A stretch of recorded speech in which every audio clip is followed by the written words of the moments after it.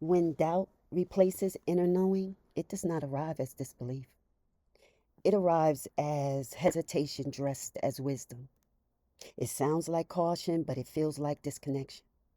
And most people never notice the moment it takes over because it does not silence you, it delays you. Inner knowing speaks once, doubt speaks in circles. There was a time when what rose within you moved you forward without negotiation. You did not need reassurance. You did not seek consensus. You did not wait for repetition. You sensed and you moved. That was not recklessness. That was coherence between what lived within you and what stood before you. Then something happened. Your certainty was questioned at the moment it surfaced. Your timing was challenged. Your quiet confidence was treated as something that needed correction. And in that moment, doubt learned where to enter, not by overpowering your knowing, but by standing right beside it and whispering, "Are you sure?" Doubt does not erase inner knowing, it interrupts it. Doubt in the mind attempting to regain control after trust has been disrupted, it reviews, it replays, it delays action in the name of safety. Spiritually, doubt is not disbelief, it is misdirected protection.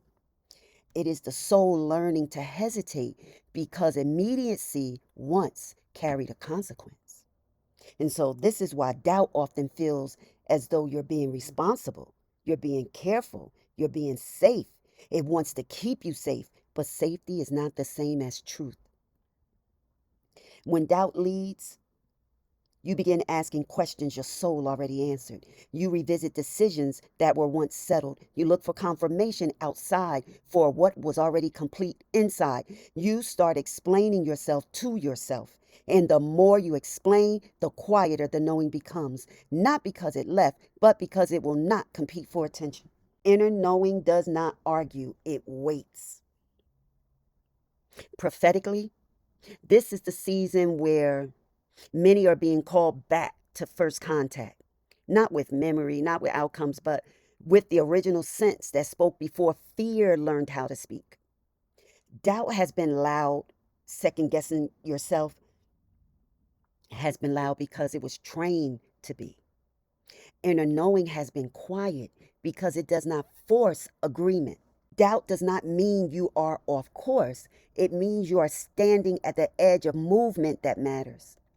Doubt appears where alignment once tried to return before you were ready to trust again. The instruction now is simple, but not easy. Stop interrogating what arrives whole.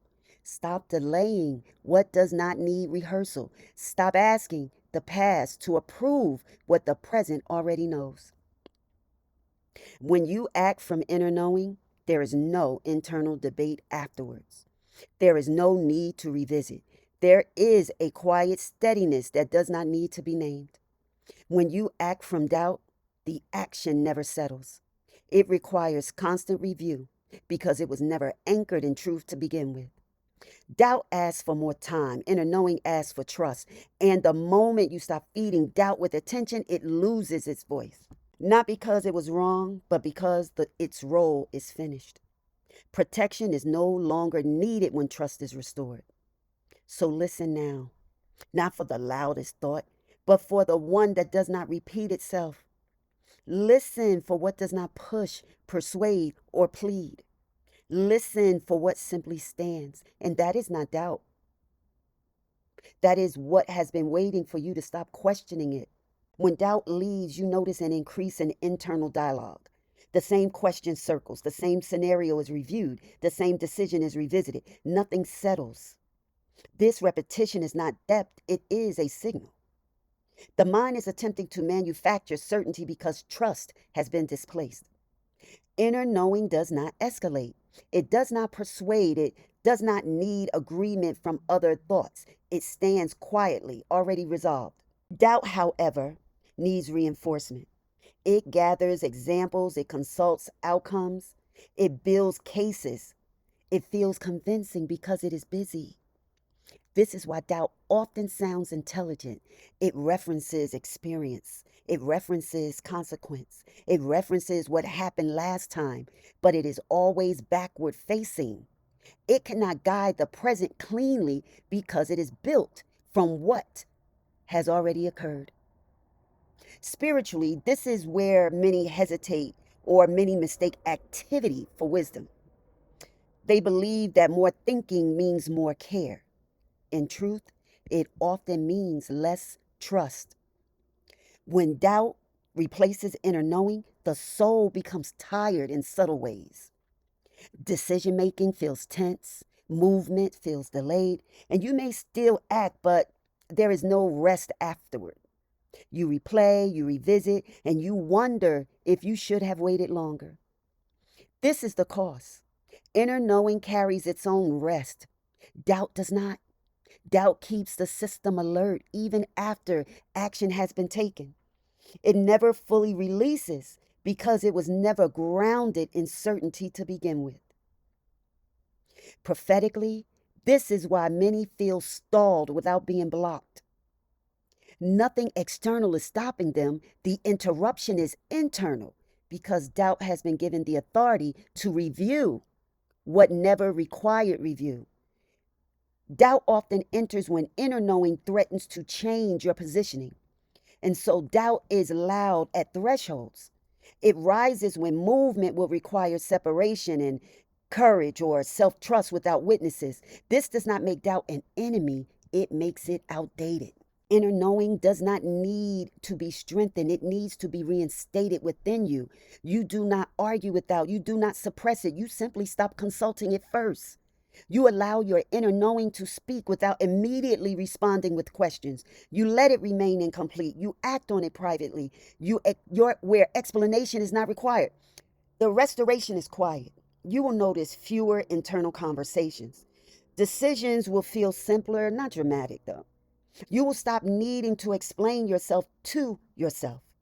What once required hours of thought will resolve in moments. This is the prophetic turn. Not louder faith, not sharper thinking, but trust without performance. Doubt will still appear, but it will no longer lead. It will speak after movement, not before. And eventually it will grow quiet, not because it was silenced, but because it was no longer needed. Inner knowing never left. It waited until you were ready to stop questioning it at the moment of arrival. And when it leads again, you will recognize it by this sign. Once you move, you do not look back. I want to conclude this lesson with this. This was never about doubt being strong. It was about inner knowing being interrupted and asked to wait too long. See, doubt rose to guard what once moved freely. It stood watch during seasons when immediacy carried a cost, when certainty invited consequence, when being sure required more strength than you had available at the time. And for that season, doubt served its purpose. But that season is ending. What is returning now is confidence built from outcomes. It is not courage borrowed from proof. It is the quiet authority that does not need reinforcement. The kind that moves without witnesses. The kind that moves that does not announce itself because it does not need agreement. This is the turning point. Inner knowing is no longer asking to be believed. It is asking to be allowed. And once it is restored to its rightful place, doubt loses its influence. You're no longer second guessing, not through confrontation, but through irrelevance. You are being tested on how well you can analyze. You are not being tested on how well you can analyze anymore. You are being asked whether you will move when the knowing arrives without explanation. The first truth to carry forward is that doubt did not appear because you were wrong. It appeared because what you sensed mattered enough to disrupt what was familiar. Doubt always surfaces at thresholds, never at dead ends. Another truth is that inner knowing does not grow louder with attention. It grows clearer with permission. The more you stop interrogating it, the more it settles. What settles does not need to repeat itself. Understand this as well. When doubt leads, action never rests. When inner knowing leads, action completes itself internally, even before results appear. Rest is the signal, not ease, not comfort, but rest. And finally, restoration does not look dramatic. It looks simple. Fewer internal conversations, less revisiting, quicker movement without regret. You will know authority has returned when you stop asking yourself to explain what already knows where it is going.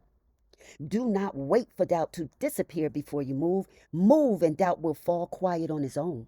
Do not demand proof from what arrives whole. Let it stand without performance. What guides you now does not need to be louder than fear. It only needs to be trusted once. Follow what speaks without repeating itself. Stand with what does not argue and move.